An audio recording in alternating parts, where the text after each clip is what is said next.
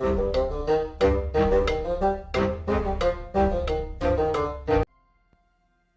and welcome to the Critically Clueless. I'm a monk, and today we are in Mountain Blade 2 Bannerlords. And yes, that's right guys, you read the title correctly. We have finally got ourselves another update. Patch 1.08 is finally here, and boy does it bring a whole host of changes, improvements, bug fixes and more. Now, before you hit download and get really excited, this update is almost 30 gigabytes large, so it's going to take you a little while. Now, I've already downloaded this update and had a play. It seems perfectly fine to me. The patch is working okay. It's compatible with previous saves, so you don't need to worry about that. However, if you are on old gen consoles, apparently there are a few issues. Some people are struggling to get this to actually work fully. So, you know, a bit of a heads up. At the moment, what people are doing is uninstalling, reinstalling, but the dev team are apparently aware of it, and so maybe there'll be a hot fix coming up soon. Anyway, back to this video and this absolutely amazing update. I'm so glad that we've got it, guys. We're going to go over a few of the key points and things that I am most excited about that has come within this update. And of course, guys, if this is the kind of content that you want to see, don't forget to hit that like button and subscribe to the channel that we don't miss out on more videos just like this. So firstly, let's talk fixes. They have brought in a lot of fixes, guys. There's too many to even go through because it would take a very, very long time. What I'm going to do is I'm going to link the full patch notes down in the description with the rest of the links. So if you want to check them out, have a look. One of my favorite fixes, however, has been so that way your enemy troops, when sieging, for instance, are less likely to fall off walls. There's also a ton of visual glitches and improvements across the field. Up next, and now this is just a small one, but they have optimized the save system and reduced the total size of the save file. They've also reduced the save time too, so it should be a little bit quicker and just move a little bit faster. They've also added a couple of extra armors in the game, as well as tweaking a few of the castles when you're sieging. They've also gone ahead and gone into achievements and fixed bugs relating to what have the Romans ever done for us? This is our land, and explore. So now we should be able to achieve these 3 achievements, whereas before they would have a habit of bugging out or not tracking properly. They've made a few UI changes when sorting your troops within your party. And one of the biggest changes of all is that they have now implemented a fog of war feature for heroes. Now, this is all heroes, guys. I've actually loaded it up, had a little play and seen exactly what it means, for instance. So if you are in a kingdom, for instance, and you are vassaled to that kingdom, maybe you're a mercenary, maybe you even own it, you know, any lord or lady that you have not interacted with, you don't know who they are. Also, when it comes to the wanderers and the recruitable companions, although you know of their name, you know nothing else about them, guys. Nothing else at all. Their stats are not there for you to inspect. So keep that in mind. As far as I can tell, they haven't actually changed the stats of any of the companions. I need to do a little bit of testing on this, but from what I can tell, it is just the fact that they have now concealed all of those stats. So if you didn't previously know about them, then you're not going to know now. Like I said, I'm going to do a little bit more testing. This one I'm a bit unsure of. I like the fact that they've implemented the fog of war because I think it adds to the game a little bit, because you know you're not going to get all that information straight away.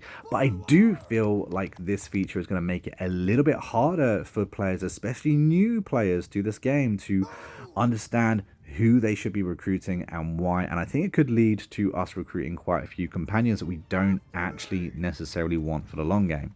Let me know down in the comments what you think about this one, Fog of War. It's an interesting one. I kind of like the new feature personally, but we're going to have to see how this actually plays out and what implications this has for our games in the long run. Another thing they have done is introduced new tutorials to help new players. Now, this is to help new players, and I think that any, existing player of Bannerlords will quite easily say that this game is not the easiest to learn because the game just simply does not explain enough to you early on in the game. You kind of have to, blindly figure it all out for yourself. Well, now we've got a few extra texts that do appear on the screen.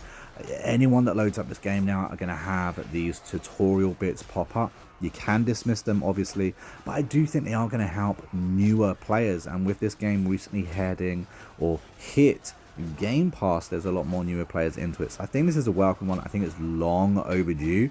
But yeah, we're going to have to see just how, helpful these tips actually are. Adding to this ever-growing list of changes, moving into battles and sieges, they have implemented the Sally Out ambush mission. Players can now initiate this mission to destroy the AI's siege weapons. Now, I don't know about you, but this sounds absolutely amazing. Sometimes you can, really be in for it during sieges. Those siege weapons are an absolute pain in the butt. So the fact that they've got this extra little mission they've just added, I like it. It adds to the experience and I'm all for it. And another extra feature they've added is that they've added a brand new settlement. Now this is called the Retreat. And here we can meet a new NPC. This is called the Hermit. And you can decide to retire from your current campaign. This is really interesting because I quite like this. It means that you no longer have to wait to die from old age, and that if you are ready to continue and hand it over to an heir or completely end your journey completely, it's there. This feature is there. You can move on when you want now. I like that. They've also added a screen where you can see all your stats. That's right, you can see how many people you've killed, how much time you've played, the number of troops you've recruited, and more. So this is another little thing. I love stats, so I'm all down for this. And even bigger than the last one, perks have been overhauled, guys. It says all perk descriptions have been rewritten to improve clarity. Now, a number of these perks have also been tweaked, so we're gonna have to see just how big these changes actually are. 15 plus perks saw name changes too, meaning we may have to redo a few videos. And the trade tree got bigger changes. They moved a lot of these perks around, trying to make it more efficient for players to use the trade tree. Like I said, this seems like a really interesting update. I'm going to have to dive into it a little bit more just to find out what exactly they've changed here, and it possibly needs its own in-depth video.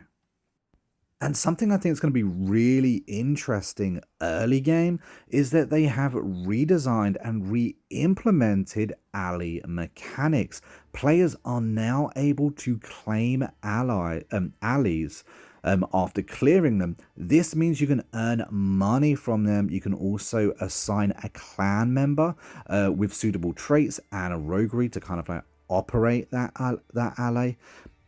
Also, it looks like the villains of the town are going to be able to, get that ally back. So it's going to have to be something you're going to have to defend and retain if you want to be earning the money from it. Again, this is another feature I really like. I think it's going to be really interesting for that early game because it gives us something to do kind of before we've got a kingdom and an army and, that kind of thing. An extra way to earn money is always good. They've also reworked the village raid system, so just how well raiding towns is going to be, or villages is going to be useful now. We're going to have to see, but it looks like they've put a lot of effort into this. It's been reworked. We're going to get different rewards. It may actually be a viable thing to do now. All in all, guys, there is a ton that has been added, changed, fixed, reworked. I'm really excited for this update. I feel like it's going to feel like a new game, and I'm kind of tempted to restart from the very beginning now because there's a few extra things to kind of sink your teeth into. A few quality of life issues, a load of missions have been fixed, features have been fixed, reworked, changed. I'm excited. I think Bannerlords has a bright future. It's really good to see the devs are still working at this game, still trying to improve it, especially for us console players. Will we ever get mods? I don't know, but this update, this feature, this 1.08, it's finally here, guys. It's there for you to download. Let me know what you think of this update. What's the one thing you are most excited to try out? For me, it's going to be kind of figuring out what this perk system's about. It's going to be about just how well this new alleyway mechanic kind of adds in. I'm excited. I'm excited to get stuck in, and hopefully you are too. Again, let me know down in the comments what you think of this update, guys. And if you're not subscribed to the channel, hit that subscribe button, hit that like button. I'm going to be keeping you updated on Mountain Blade 2 Bannerlords and its life on console for the foreseeable future. But until next time, I've been a monk, we've been Critically Clueless, and I will see you in the next video real soon. Until then, take it easy and happy gaming.